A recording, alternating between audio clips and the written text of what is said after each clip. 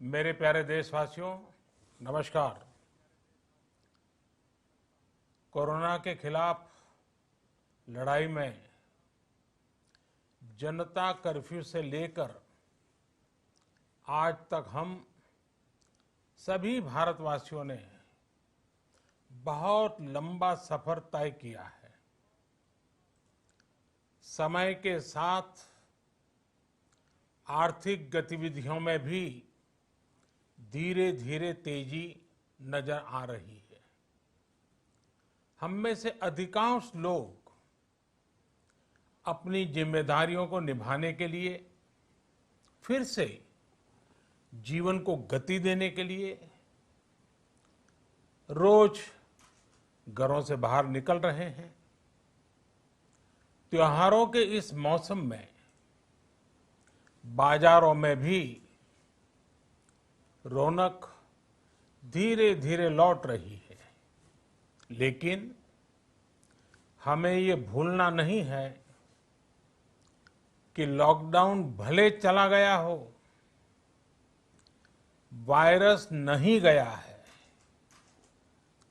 बीते 7-8 महीनों में प्रत्येक भारतीय के प्रयास से भारत आज जिस संभली हुई स्थिति में है, हमें उसे बिगड़ने नहीं देना है और अधिक सुधार करना है। आज देश में रिकवरी रेट अच्छी है, फैटेलिटी रेट कम है। भारत में जहां प्रति 10 लाख जनसंख्या पर करीब 5,500 लोगों को कोरोना हुआ है, वहीं अमेरिका और ब्राजील जैसे देशों में ये आंकड़ा 25,000 के करीब है। भारत में प्रति 10 लाख लोगों में मृत्यु दर 83 है, जबकि अमेरिका, ब्राजील, स्पेन, ब्रिटेन जैसे अनेक देशों में ये आंकड़ा 600 के पार है। दुनिया के साधन संपन्न देशों की तुलना में भारत अपने ज्यादा से ज्यादा नागरिकों का जीवन बचाने में सफल हो रहा है। आज हमारे देश में कोरोना मरीजों के लिए 90 लाख से ज्यादा बेड्स की सुविधा उपलब्ध है। 12,000 क्वारंटाइन सेंटर्स है। कोरोना टेस्टिंग की करीब 2,000 लैब्स काम कर रही है। देश में टेस्ट की संख्या जल्द ही 10 करोड़ के आंकड़े को पार कर जाएगी। कोविड महामारी के खिलाफ लड़ाई में टेस्ट की बढ़ती संख्या हमारी एक बड़ी ताकत रही है। सेवा परमो धर्म के मंत्र पर चलते हुए हमारे डॉक्टर, हमारे नर्सिस, हमारे हेल्थ वर्कर्स, हमारे सुरक्षाकर्मी और भी सेवा के भाव से काम करने वाले लोग इतनी बड़ी आबादी की निस्वार्थ सेवा कर रहे हैं। इन सभी प्रयासों के बीच ये समय लापरवाह होने का नहीं है। ये समय ये मान लेने का नहीं है कि कोरोना चला गया या फिर अब कोरोना से कोई खतरा नहीं है। हाल के दिनों में हम सब ने बहुत सी तस्वीरें, वीडियो देखे हैं जिनमें साफ दिखता है कि कई लोगों ने अब सावधानी बरतना या तो बंद कर दिया है या बहुत ढिलाई ले आए हैं। ये बिल्कुल ठीक नहीं है। अगर आप लापरवाही बरत रहे हैं, बिना मास्क के बाहर निकल रहे हैं, तो आप अपने आप को, अपने परिवार को, अपने परिवार के बच्चों को, बुजुर्गों को उतने ही बड़े संकट में डाल रहे हैं। आप ध्यान रखिए, आज अमेरिका हो या फिर यूरोप के दूसरे देश, इन देशों में कोरोना के मामले कम हो रहे थे, लेकिन अचानक से फिर से बढ़ने लगे हैं और चिंताजनक वृद्धि हो रही है। साथियों, संत कबीरदास जी ने कहा है, पक्की खेती देख के गर्व किया किसान, अज घर आवे तब जान। अर्थात कई बार हम पकी हुई फसल देखकर ही अति आत्मविश्वास से भर जाते हैं कि अब तो काम हो गया, लेकिन जब तक फसल घर न आ जाए तब तक काम पूरा नहीं मानना चाहिए। यही कबीरदास जी कह के गए हैं। यानी जब तक सफलता पूरी न मिल जाए, लापरवाही नहीं करनी चाहिए।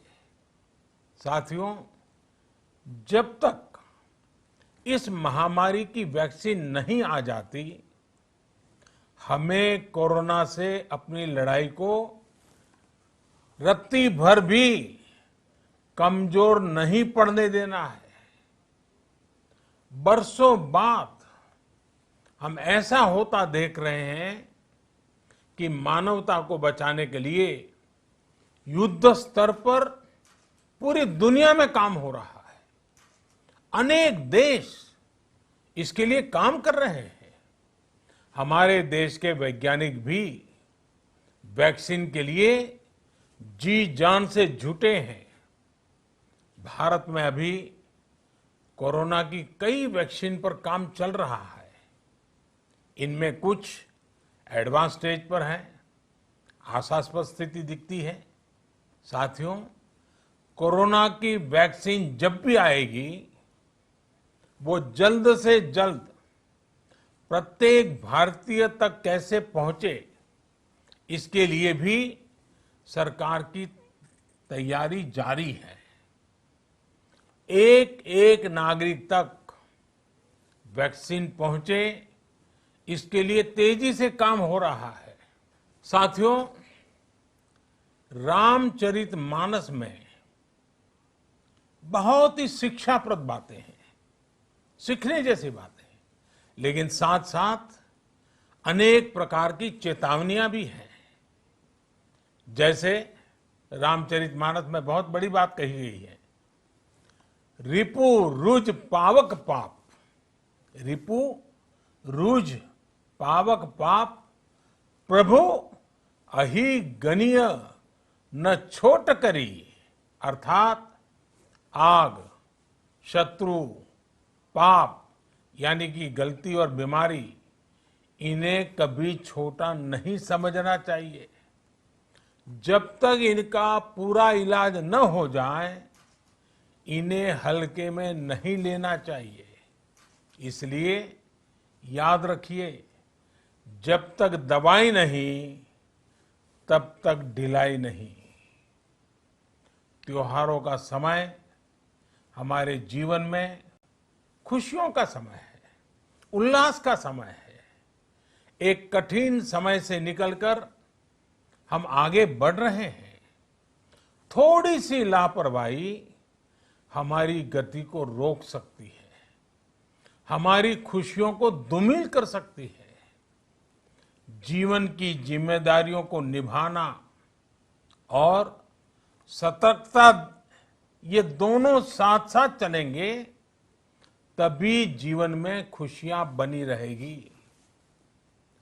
2 गज की दूरी, समय समय पर साबुन से हाथ धुलना और मास्क लगाना, इसका ध्यान रखिए।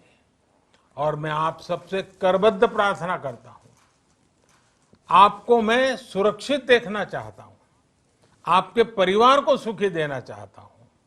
ये त्योहार आपके जीवन में उत्साह और उमंग भरे, ऐसा वातावरण चाहता हूं। और इसलिए मैं बार बार हर देशवासी से आग्रह करता हूं। मैं आज अपने मीडिया के साथियों से भी, सोशल मीडिया में जो सक्रिय हैं उन लोगों से भी बड़े आग्रह से कहना चाहता हूं कि आप जागरूकता लाने के लिए, इन नियमों का पालन करने के लिए जितना जन जागरण अभियान करेंगे, ये आपकी तरफ से देश की बहुत बड़ी सेवा होगी। आप जरूर हमें साथ दीजिए, देश के कोटि कोटि जनों को साथ दीजिए। मेरे प्यारे देशवासियों, स्वस्थ रहिए, तेज गति से आगे बढ़िए और हम सब मिलकर के देश को भी आगे बढ़ाएं। इन्हीं शुभकामनाओं के साथ नवरात्र, दशहरा, ईद, दीपावली, छठ पूजा, गुरु नानक जयंती समेत सभी त्योहारों की सभी देशवासियों को एक बार फिर से बहुत बहुत बधाई देता हूं। धन्यवाद।